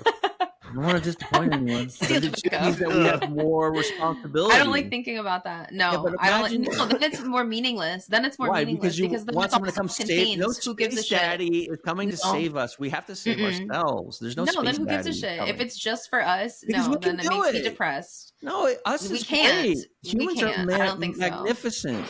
No, we can do it. We can get better. I don't think so. The aliens are just as fucked up as we are, I guarantee. No matter how complicated they are. I'm sure they are. are. But I think that there could be harmony between species. I hope they're cute, too. I hope they like cyborgs. I hope they don't enslave me. Time goes to waste after that very long discussion about space and science. What would you recommend Interstellar, and what would you rate it? Well, first of all, I would like to do my my one slide presentation for this movie that I have. Here it is. Oh, please! I want to see it. Ready? Please. So after watching this movie, right, the first half hour, this is what I came up with.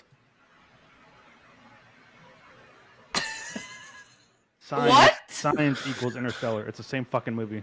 Oh, I'm logging off. That is not. All right, good night, everybody. For the first hour, I was like, this is science. This is weird. Let them cook. You know what? Go ahead.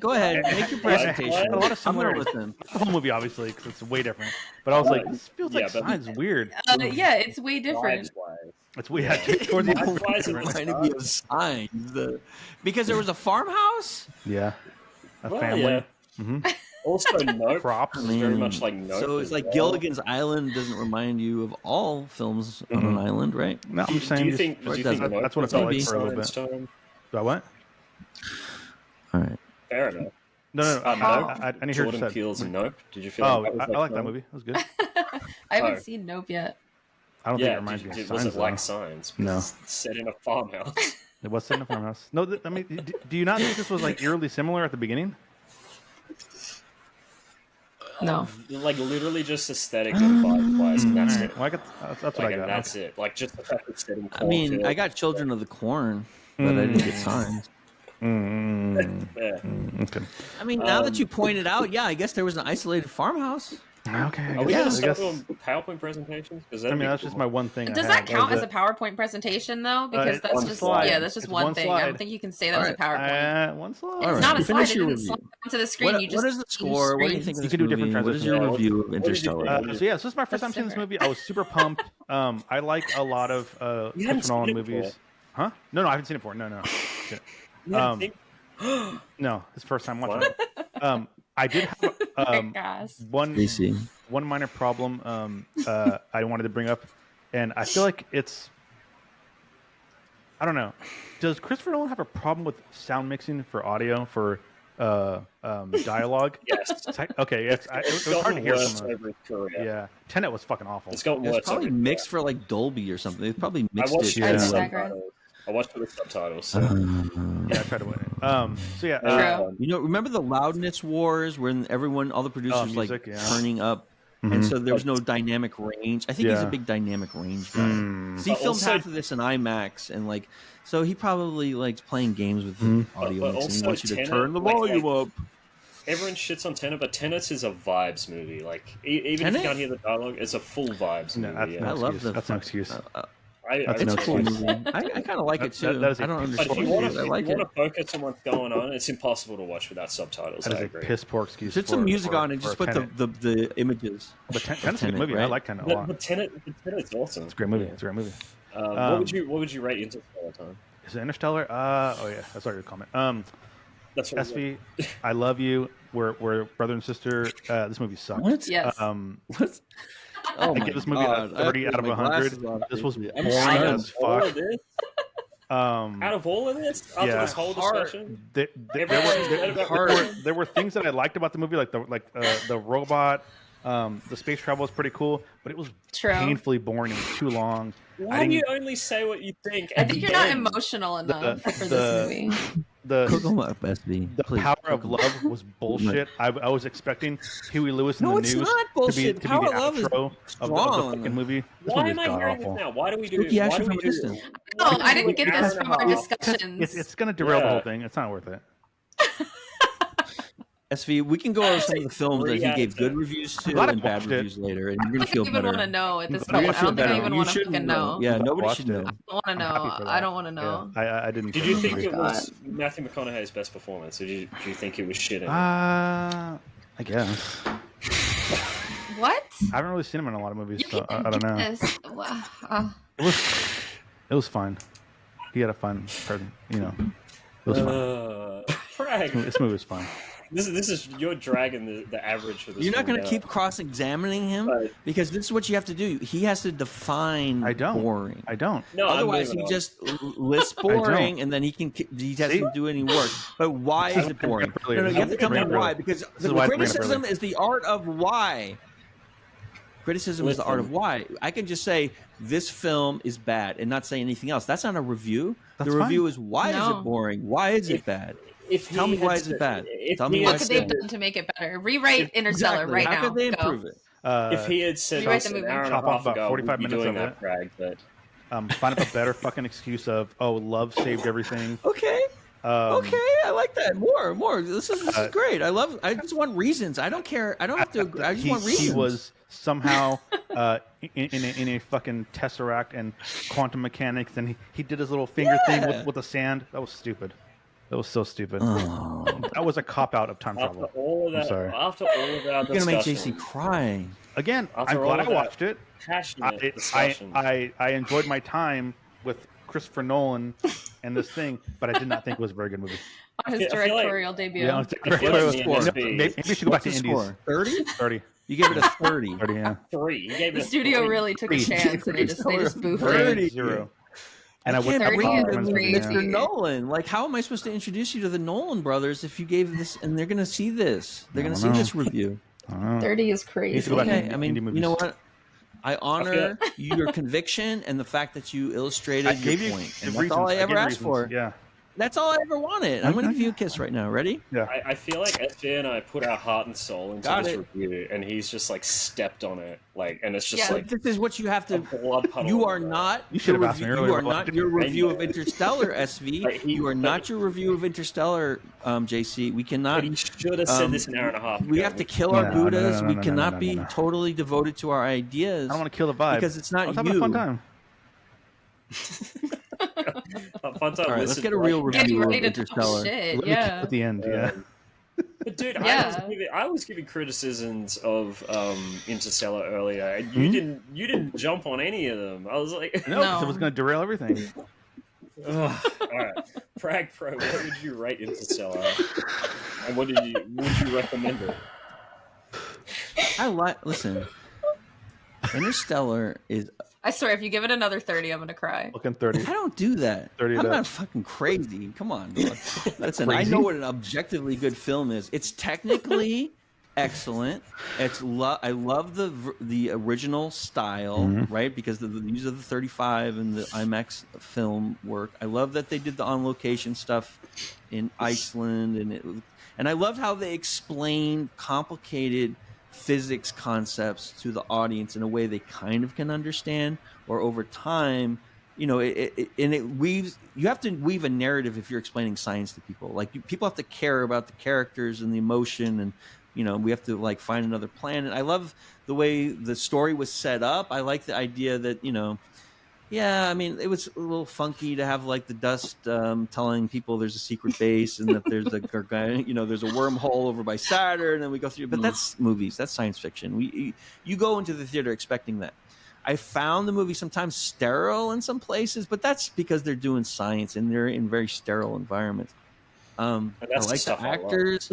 I mean, listen, I love to think about these things. I love just to daydream about like what is reality, what is consciousness, what can we go to other places in time, space, what is the nature of our own humanity, like is there a soul, what are we?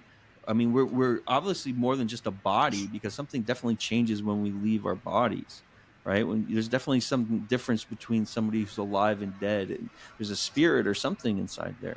So I love that stuff. So, I mean, this is an 85 for me, which is a very good review, and I think it's great. And I would recommend it to everybody, and they should probably show it in school. I agree. And explain, explain what's going on in each interval, right? Like explain what's going on, and like in more depth. And I love the way they explain wormholes, which is like a very important concept. It's like if you have time space and like you have you're here and you want to be over here, and if you fold time space, because time space is a fabric, right? Be careful, Prag. Be careful, Prag. They stole that from Event Horizon. Yeah, but it's a good way to explain things. From Event Horizon, it's very good, because people think that time and space are one thing, right? But if you think of time space as a fabric, like a tablecloth, and gravity like a ball in the middle of the tablecloth, putting an indention in the tablecloth, and then what's around it, rotating it around and getting closer, then you have a better concept of understanding past and present and future. Like we think of time as like next week and 24 hours from now. That's all made up stuff that humans do in order to deal with this paradox we call time space, that we understand it pretty well, but it's still, the way we go about our day-to-day explaining our relationship to one another, like all particles are just organized. I mean, we're all the same type of particles: electrons, protons, neutrons. And they're just moving, and like there's no reason for certain things to be in a certain place at a certain time, as far as we understand either. So, yeah, 85. Awesome. SV. One thing I want to say real quick. Sorry. Yeah, go for it. I felt bad watching this movie on TV because I felt no. Listen. What about the kids that are watching? We're trying to let them learn about science. That watching this movie on a TV, because it feels like it would be like way better and way more impactful on like a theater. IMAX. You know what I mean? Yeah, like IMAX. Yeah. Like the whole time I was going, this feels like a grand movie that I'm just missing. Like a lot. I still watch it on 70 millimeter. Big. It's almost like a Western, right? You have those expanses, and it's like that emptiness, and I like that part. I watched it on TV last night. I still felt like it held up. Yeah, I literally watched it on a computer monitor, and I still had a great time. SV, it's time for your review. Your final review. Okay. Give it a 30. Stop harassing your sister. So Jesus Christ. She's trying to get through this interview. This is one of my top favorite movies for sure. And it's not like again, like I like the actual movie itself. I like the technical stuff behind the making of the movie and everything. But I just I like a movie that I can like suspend, my expectations of like reality to be like there 100% whatever and have like a good time, but it also ties in like the science stuff, which is something that I really like in that movie and everything. I like thinking about this. Aquarius. There you go, there it is. But I mean, we spent half an hour not talking about the movie because of this because it just it's just so good. It's so good, and it opens up a lot of like fun discussions, and like even like the criticisms that I have of the movie are still like not enough to be like, I'm not gonna, like I said, like I've only seen it. I mean, I only watched it what 4 or 5 years ago for the first time, but I've watched it multiple times a year since seeing it. Like I get different things like each time. There's a lot of like cool moments. I like the Tesseract. Fuck what Time said. I like the Tesseract. I thought that was cool. You don't think about this shit. stuff, Time? Do you ever like, think about this stuff, though, Time? What? Time and space. Yeah, all the time. Particle. Okay, Yeah. I'm just That's checking. why. Real quick to go back to what SV said earlier This about movie didn't scratch that itch. parallel. What kind of parallel movie do universes. you like that's about that stuff? Yeah. That's what I think ghosts are. I don't think ghosts are real. I think it's our space and time is so fragile that we're just seeing glimpses of some other parallel universe, and that's what we're thinking ghosts are. But it's just other fucking people in different universes. Yeah, I love that, Interesting. and I love that Nolan like finds an answer for nearly everything, like faith in God, ghosts, Yeah. all that stuff. Like he finds. Well, yeah, I think love is the one he does the worst job with, but still. Yeah, I thought that was that. Yeah, that would probably be my biggest criticism of the movie too. Honestly, I thought that was kind of corny because I thought it was refreshing that there was like no main like love story or like love triangle or something that was like the. That's another reason why I really love this movie. Like he you don't doesn't give a fall fuck in love with who's Dr. fucking Brand. Jessica Yeah. No, Chastain he doesn't. banging He doesn't. Matthew in this movie. You And know like they are. the one like love connection that you do see, like aside from Murphy, like the main like ship crew is just Brand talking about Edmund. It's not even showing them together. You never see them together on screen. So I fuck with that personally. Yeah, and they use that as like because why emotional she- entanglements device are in the plot. Yeah. That's that because they're saying the emotional entanglements are just as strong as physical entanglement, Right. because you're Which they intertwined did a with your corny love job. over time space. Just They did a corny job of that, but and Well, like, guess and I'm what? just We're gonna speak corny. for Time here. He disagrees. So- of course I'm he in does. love with You won't love, say. and I love that they had that. I part hate of the love. film. I love it. I hate it. Well, you know what? I don't believe Much in nicer love. day if you enjoy yourself and enjoy love. So, what would you rate it out of 100, SV? I would rate it a 92 out of 100 Sounds like a 30 to me. personally. That's And then we average can't it, believe and you that said a makes it a 30. 68. No, we don't average here. So We can't. We have a terrorist on board, and he's always going to throw a 30 in there. He gave Amadeus a 50. The call is always coming And from then inside the 15 house. later, he gave it plus 20 because we upped the negotiated the score for Amadeus yeah. up. So I was like, don't be hurt.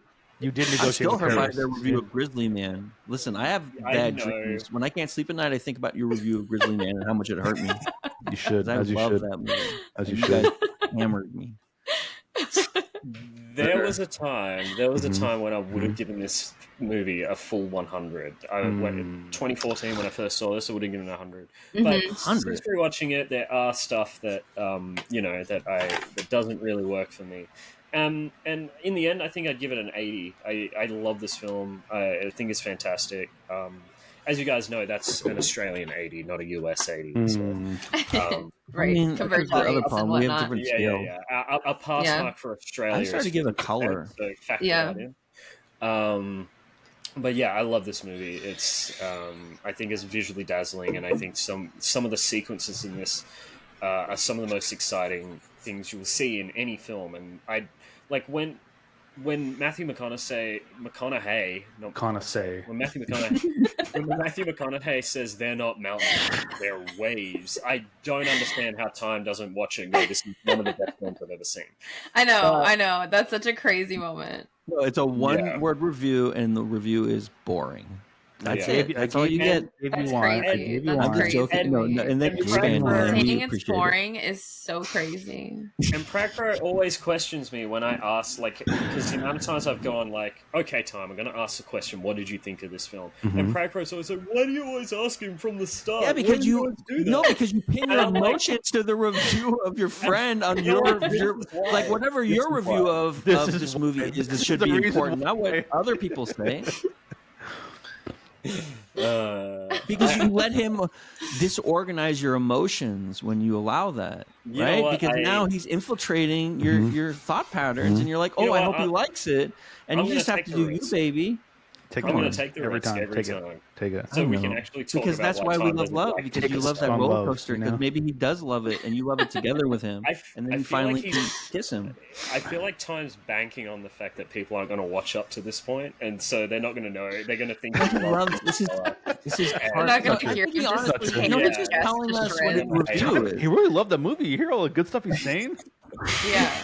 You didn't finish it, did you? At the end, you're like, it's literally the worst do you movie I've think ever that Three seen. Amigos was a better movie than this? Like, if I have to Yeah. pick a movie, and we're going to Yeah. the movies, and there's two choices: there's Three Amigos, and there's Inception. Yeah. Or not Inception, Interstellar. but Oh, Interstellar. well, that's I'm different. sorry. He's picking three. So you're going Amigos. with Three Amigos. What I'm going to see Three Amigos. Yeah. So there you go. Insane. There he goes. So Oh we'll my first God. just No, I ask love it. if you guys. It's It's good not for the okay. show that we have complicated reviews, I think. So Woodfast and Chat, he asked us if we've seen The Substance yet. Have you guys seen The Substance yet? I did. I haven't. I have some things to say about was that movie. campy. So Haven't if you seen want it. to talk about The Substance, Prag, Yeah, I'd we be could so do a down. Substance epi. I'd love to. I'd Yeah. love to talk about the Substance. That movie was wild. Wild, yeah. I haven't watched- seen that I one. haven't seen it either. Oh yeah, you gotta If, see if it. you if It's you want to, I want to campy. talk about The Substance as well. I'd be Love so camp. down. Yeah. Yeah, Um, anyone's welcome. So next week, it's just a Three Grandmas. It's just a Three Grandmas. I bet I can get a guest. Where you can find someone that wants to talk about If the you French want. Connection. Who doesn't want to watch The French Connection? I mean, listen, it's Gene Hackman. It's the 70s. They You got wanted to fucking watch the French crazy Connection car better. chases. Gene Hackman. Jane Hackman. Have you seen The French Connection, SP? I have not. Oh, it's good. I do Yeah. have a coat that I found at Goodwill, and the brand is French Connection, though. Yeah. It's a great It's name really for a cute. movie. It's from the a movie, classic. actually. Pretty crazy. Yeah. It's probably from the Yeah, movie. probably Yeah, from it's the really movie, cute. Yeah. Probably Gene Hackman wore it. And Are we swung doing it. they said it was a He super might cute. have. Yeah. He might We're have. doing Yeah, a it was. TV review? What are we doing? What else do we have this week? Do we have any other epis this week? Because we have 2 or 3 other shows, right? You have the go to the movie show and the TV show. You and I still need to talk about The Leftovers, Prag. Oh yeah, we'll book yeah. it. But other than that, no, we haven't Pin me got down. anything planned. So 7th of December, we got Lance. He's coming on. Ugh. What? What, Brad? Damn. What is he Oh my reviewing? God. When did we book him? In I'm taking that week August off. of fucking 2023. It's like I forgot he was even on the show. Has he told us the movie? We should make He him do hasn't. multiple epis. I feel like he That's should what be like. that's what I said that the entire time. Yeah, I want He him to should be work. I all wanna- of December. That's what I said. Yeah, we should like really All go of to work. All of with him. December. But he did say... And I Can can find a you movie do he's that? Can you seen. bring me on one of those episodes, and I'll just fight with him the whole time? Yes, please. Yes. Yeah, Yes. I'd be down. Okay, sick. Okay, cool. Absolutely. Even a movie I Um, love, I'll still say it's the worst movie I've ever seen. But you have to watch the movie, And- even if you pick something I else. will. Yeah. Yeah, You know, and I'll Does he fight. like I'll when he come waves his correct. finger at you when he says it? But Yeah. you have to watch the movie. If you don't watch the movie, you can't do it right. Time didn't watch Crazy. Titanic. So Fucking we're crazy still kangaroo. reeling from fuck that shit. I'm gonna Still call you really cuckoo well. kangaroo. You point a finger at me like that again. Cuckoo kangaroo here to remind everyone: if you're going to review a film, you have Get to out have of here. seen all of the Why are you doing minutes. a British accent? I'm not British. No, fucking not. Because that's what cuckoo sounds like. You're not cuckoo. Cuckoo lives in your head. My food is getting cold. Hurry. Listen, this is a um, no. We have an audience to respect. We don't care about ourselves as performers. care about And we myself. care about the audience, and we don't I'm tell the the audience Dr. we Man have of a this lunch. It's about me. Oh, they don't care that they selfish. came here to be entertained. They don't care if your Okay. lunch is cold. I'm literally We're going to talk selfish. about work ethic later. I'd like to thank SV for coming on the episode Yes. this Oh, week. but Thank listen, you, FB, you can't guys. leave because she has to upload the thing, right? Oh, she's fine. She's Doesn't fine. she have to We'll stay? talk She about has that to stay. after She has we go Okay. live. Sometimes people have to wait. Like Ababox had to wait 2 hours after to upload his video. No, she's good. It depends she's how good your internet is, SV. She's at I think 99%. it's She's the- good. Yeah. Oh, She's good. fine. She's charming. Yeah, it depends on how good your internet is. My upload speeds Oh. are shit. So I guess We mine's should all okay. blow them a kiss, like at the same time or something. So Mwah. dramatic. Okay, but Wait. yeah, but we have to Are you synchronize. blowing McConaughey a kiss time? Because you're like turning around. I was copying you. Oh. Blowing McConaughey a kiss. That was some I Matthew hope that McConaughey, Jessica yeah. Chastain sees this, and I hope Jessica Chastain says something to you in public. Yeah, And gets yeah, right me in your too. fucking face and I just- explains Says, "How dare everything you." Me? you didn't. Yeah, to My you. biggest problem- I hope you know you what see I'm someone's realizing? face. You. Here's what I'm realizing. Nothing. My biggest problem. My number one problem with this film is that young Murph is a brunette, and then old Murph is a redhead, and they don't look alike. Maybe she at dyed all. her hair. That's my least favorite. They part don't of look it. alike. Yeah, they Yeah. definitely don't look alike. Yeah. I'm sorry. Anyway, thank you for coming on, SV. This has been so much Thank fun. you. Thank have you fun, guys. SB? It's been really fun. I did have fun. I love this fucking movie. I really hope you come Okay. again. I will. Yeah, just let me know. Yeah, you'll be on Thank it. you guys. Bye. Thank you. Bye bye.